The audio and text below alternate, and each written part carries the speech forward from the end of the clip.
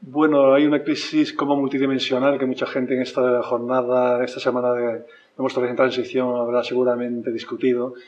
Está relacionado pues con que el crecimiento exponencial, que es casi un requerimiento del sistema económico en el que vivimos, está de alguna manera pues presionando sobre los recursos naturales a un ritmo que llega un momento, debido al tamaño finito del planeta, en que esos recursos naturales pues es imposible que continúen su crecimiento a la misma tasa a la que lo pide el sistema económico.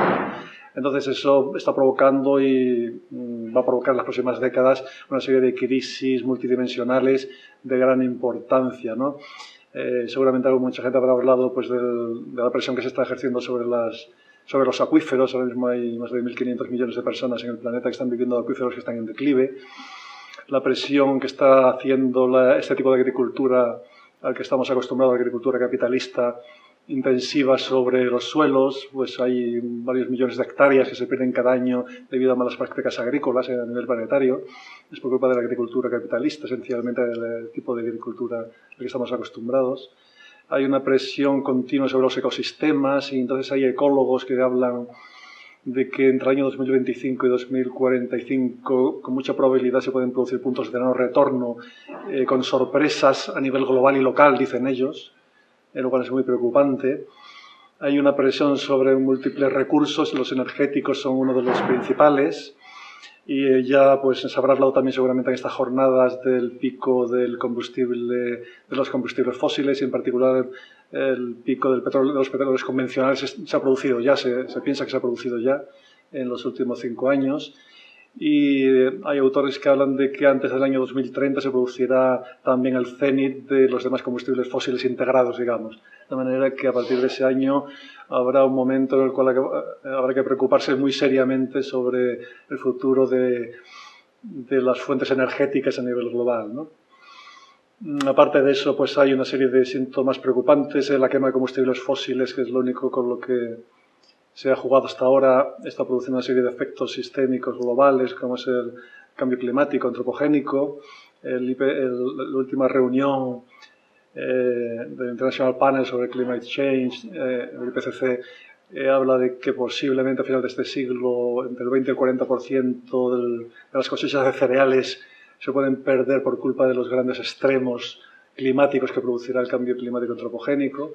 En fin, toda esa serie de crisis multidimensionales, y todas además unidas en un periodo de tiempo relativamente próximo, de aquí a unas pocas décadas, pues lo que nos hacen es ser bastante pesimistas sobre cómo afrontar un problema tan complejo, ¿no?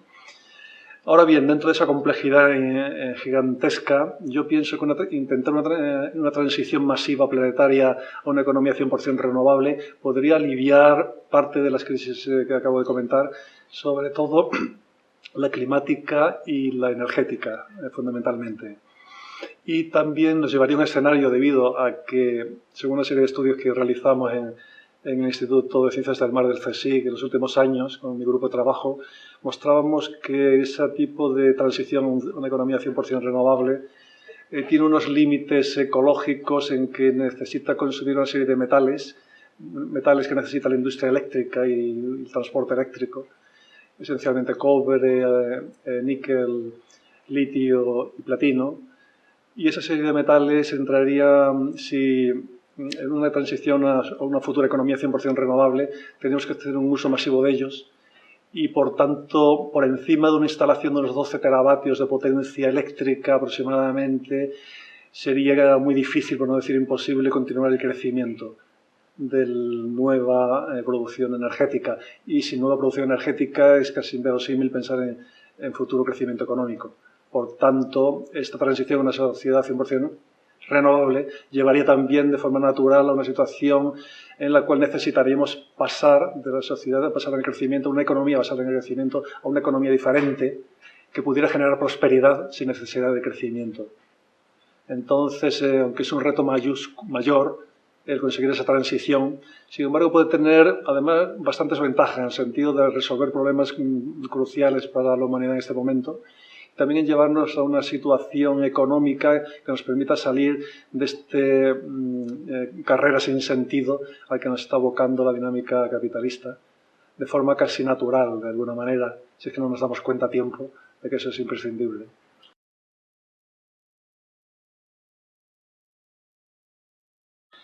En el contexto actual, yo trataría de subrayar los aspectos más importantes para que se dieran cuenta de los aspectos cruciales y dejaran de divagar sobre cosas que no llevan a ningún sitio.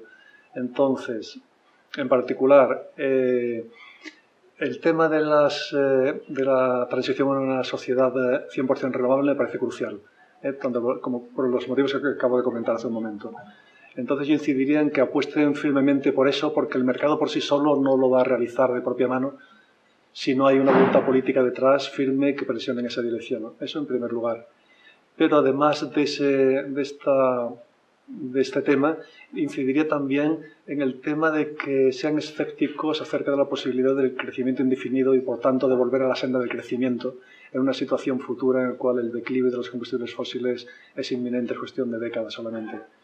Y que vayan pensando, sobre todo, con seriedad y planteándoselo con completa decisión y muy en serio, el cómo sería posible pasar de la actual economía que está basada intrínsecamente en ese crecimiento perpetuo, exponencial, a una economía diferente que no necesite crecer para generar prosperidad. Ese es el asunto crucial. O sea, tanto la transición, por un lado, como por otro lado, pensar en esa forma de economía. A mí particularmente me parece que la situación que se va a producir en las próximas décadas, el crecimiento va a desaparecer, vamos a estar en una situación de estancamiento que sea permanente, sino de ligero declive incluso. Entonces, en una situación como esa, para el sistema capitalista solamente hay dos soluciones. O bien hay dos soluciones por una sencilla razón, porque si mantenemos la competencia de mercado, esencialmente, al principio, en una situación de crecimiento cero, unas empresas compiten con otras. La única manera de que una empresa prospere y genere beneficios es a costa de otras, en situación de crecimiento cero. Con lo cual, a largo plazo, eso tiende a seleccionar en un sistema capitalista a las empresas que tienen mejores eficiencias a la hora de producir y consumiendo menos, etc. Pero a largo plazo, esas eficiencias no es suficiente, porque las eficiencias industriales, etcétera, de la economía están limitadas, no pueden mejorar eternamente porque hay límites termodinámicos.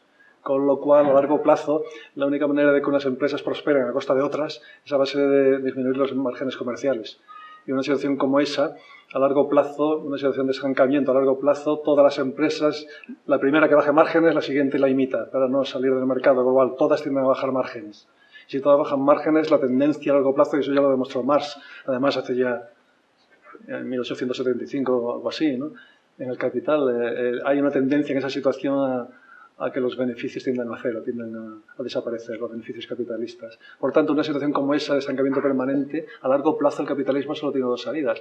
O bien las grandes corporaciones se apoderan del todo de los estados e imponen precios artificiales, precios reglados, independientemente de si pasan del mercado directamente, lo cual conduciría a una situación bastante siniestra, porque podría ser una especie de neofeudalismo de grandes propietarios.